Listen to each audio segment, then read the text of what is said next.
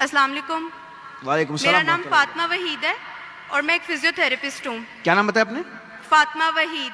فاطمہ وحید. جی پوچھیے. جی میرا سوال یہ ہے کہ اگر شیطان ہمیں اکساتا ہے، ورگلاتا ہے گناہ کرنے کے لیے، تو شیطان کو کون ورگلاتا ہے؟ بے شک ہر چیز اللہ کی مرضی اور اس کی ول پاور سے ہوتی ہے، تو شیطان کو کون ورگلا رہا ہے؟ بہن کا سوال ہے کہ ہم کچھ غلط کام کرتے ہیں تو شیطان ہمیں بھڑکاتا ہے، لیکن شیطان کو کون بھڑکاتا ہے؟ آپ قرآن مجید میں پڑھیں گے تو کئی جگہ ذکر ہے ابلیس کے بارے میں، اور تقریباً 7 جگہ قرآن میں لکھا ہے.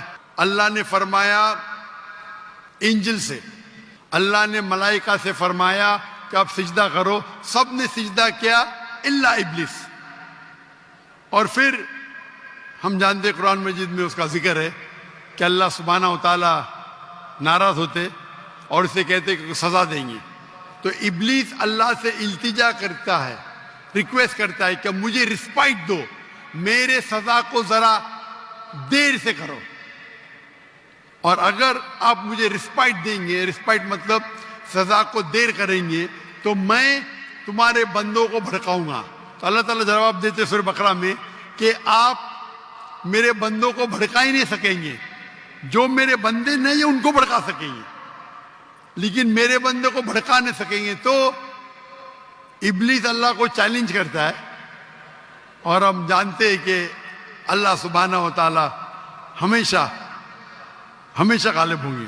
تو اس دنیا میں یہ ٹیسٹ ہے ہمارے لیے امتحان ہے کہ ہم اللہ کی بات مانتے کہ نہیں. تو قرآن مجید ہدایت کی کتاب ہے.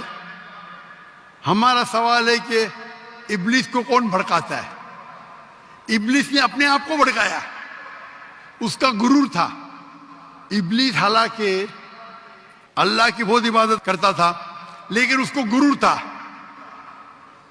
کہ انسان کو مٹی سے بنایا، میں نور سے ہوں، آنکھ سے، اور میں اور عظیم ہوں.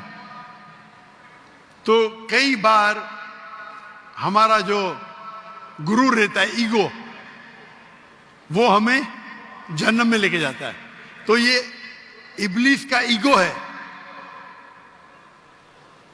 جو اسے بھڑکایا اور وہ اسے جہنم میں لے کے جائے گا. ہوپ دان سے کوشچن.